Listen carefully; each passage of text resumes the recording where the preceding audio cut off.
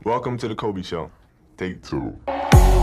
Siya ang binansagang Black Mamba sa NBA, ang kanyang Mamba mentality na hinangaan ng maraming panatiko ng basketball. Dahil sa never surrender mentality ng player na ito, hindi mo kakikitaan ng pagsuko ito mga idol. Hindi lang yan dahil napaka hardworking din niya na imbes na magliwaliw o magpahinga sa mga off-season ay patuloy pa rin itong nag-eensayo para pagandaan ng paparating na season. Well, bihirang-bihira yan sa mga manlalaro kaya di na rin katakataka pa na siya ay humihilera sa husay nila Michael Jordan at ng iba pang mga Hall of Famer. Kaya sa video natin ngayon ay ating pag-uusapan ng kwentong basketball ng 18-time NBA All-Star, 1-time regular season MVP, 4-time All-Star MVP, 2-time Finals MVP at 5-time NBA Champion. Wala nang iba kundi ang binansagang Black Mamba na si Kobe Bryant. Kaya tara mga idol, diretso na tayo.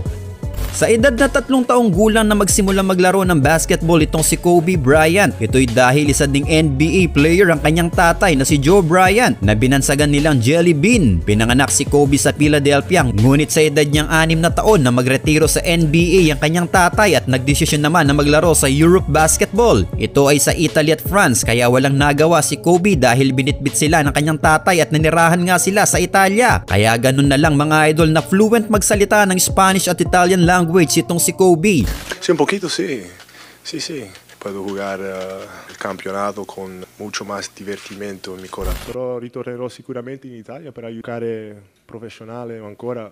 No, questa porta. 10 years silang nanirahan sa Italia pero 1992 na magretiro na ang kanyang tatay sa basketball dahilan ng kanilang pagbabalik sa Amerika at sa pagtungtong na nga ng high school ni Kobe na mag-aral at maglaro siya sa Lower Merion High School. Sa kanyang junior season sa Merion High School nang pamunuan na ni Kobe ang kupunan mga idol dahil nag-average siya noon ng 31.1 points, 10.4 rebounds, 5.2 assists, 3.8 blocks at 2.3 steals per game dahilan na matanghal siyang Pennsylvania Player of the Year. Marami ding natanggap na imbitasyon noon si Kobe. Lumahok siya sa Adidas ABCD Camp na kung saan siya ang itinanghal na MVP sa camp na yun. At pagdating naman sa kanyang senior or last year sa Merion, nang buhati niya ang kupunan para sungkitin ang kanilang first state championship. Alam nyo bang 53 years ang inantay ng Merion mga idol at itong si Kobe lang pala ang siyang makakapagbigay sa kanila ng kampyonato. Sa kanyang huling taon sa Merion, nag-average nga ito ng 30.8 points, 12 rebounds, 6.5 assists, 4 steals at 3.8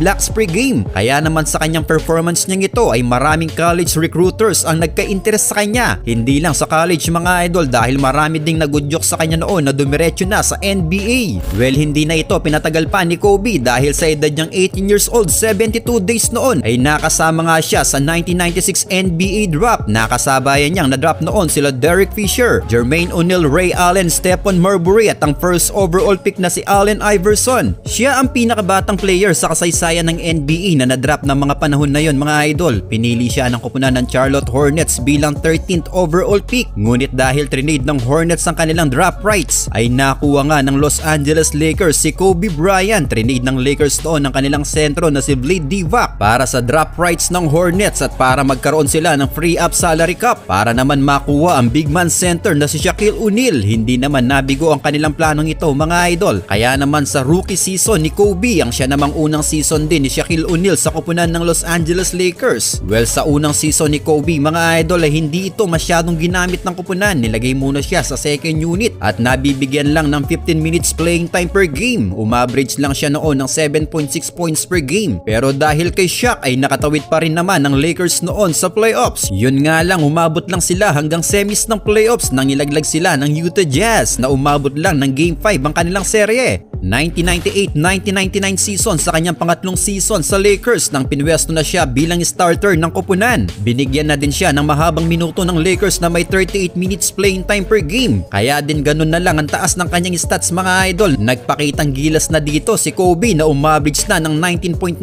points, 5.3 assists at 1.4 steals per game. Pumwesto sila noon sa 4th seed pero muli silang nalaglag ng semis nang mawalis lang sila noon ng San Antonio Spurs. Kaya sa tatlong season nilang pagkasama ni Shaq ay mailap pa rin sa kanila ang kampiyonato. Pero 1999-2000 season ay ang simula na ng pagdodomina ng duo na si Shaquille O'Neal at Kobe Bryant. Pinagarian na nila ang liga ng NBA sa season ito nang makuha nila ang first seed sa record na 67 wins and 15 losses. Umaverage si Shaq dito ng 29.7 points per game habang 22.5 points per game naman si Kobe. Naging unbeatable nga sila hanggang playoffs mga idol hanggang makarating sa 2000 NBA Finals na nakaharap ang first seed din ng East noon ng Indiana Pacers na pinamumunuan ni Reggie Miller. Well, naging maganda naman ang kanilang naging bakbakan noon mga idol pero sa huli ay nanaig pa din ang kamandag ng Black Mamba at ng kanyang duo na si Shaquille O'Neal. Kaya after lang ng 4 na season nilang magkasama ay nakuha nila agad ang kanilang unang kampiyonato pero si Shaq ang siyang tinanghal noon na Finals MVP.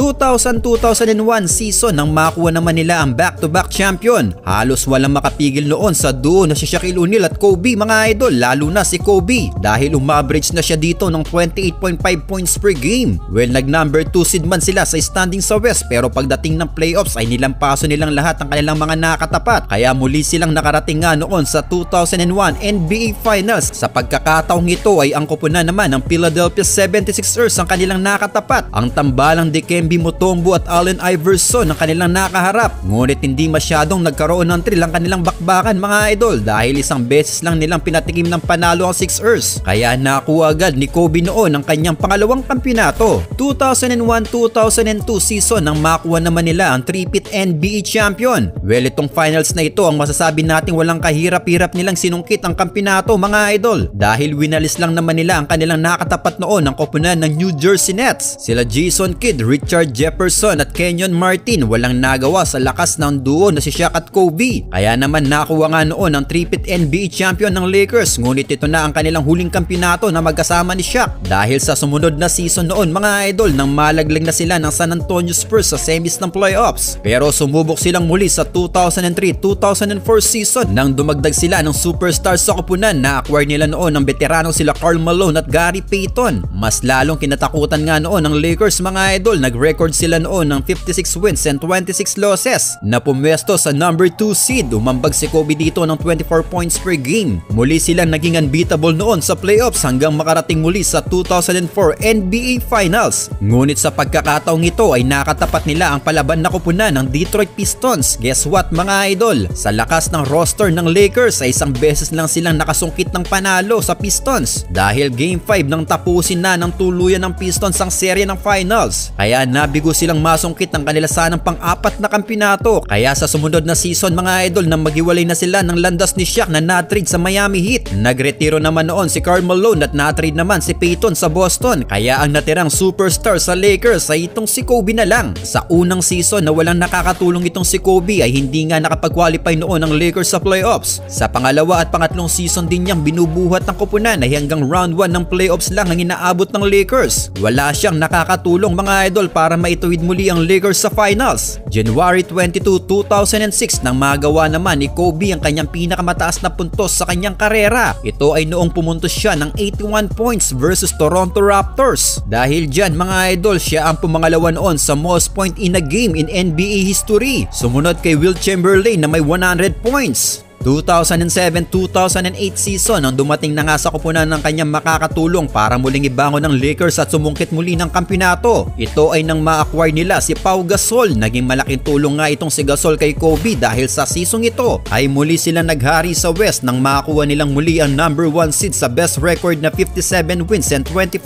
losses. Umaverage si Kobe noon ng 28.3 points per game at dahil dyan mga idol ay nakuha nga niya noon ng regular season MVP award. Well, pagdating naman ng playoffs nang pataubin nilang muli ang kanilang mga nakatapat hanggang makarating silang muli sa 2008 NBA Finals. Ito ay kontra naman sa koponan ng Boston Celtics. Sila Ray Allen, Kevin Garnett at Paul Pierce ang kailangan nilang pataubin. Malakas ang roster ng Boston noon mga idol. Kaya sa kanilang naging bakbakan ay napalaban talaga ng gusto ang Lakers na sa huli ay nabigong masungkit ang kampiyonato dahil tinapos ng Celtics noon sa Game 6 ang serye ng Finals. Well, disappointing nga ito para sa bagong duo duo ng Lakers na si Gasol at Kobe. Pero hindi man nakuha ni Kobe noon ang kampyonato ay nakakuha naman siya ng gintong medalya sa Olympics. Ito ay nang makalaban pa niya sa championship game ang kanyang teammate na si Pau Gasol. May isang insidente pa nga mga idol na pagkasimulang simula pa lang ng laro nang banggain ni Kobe si Gasol. Well, nakuha nga noon ng Team USA ang gintong medalya sa Beijing Olympics. Balik tayo sa pagiging magkakampi nila ni Pau Gasol.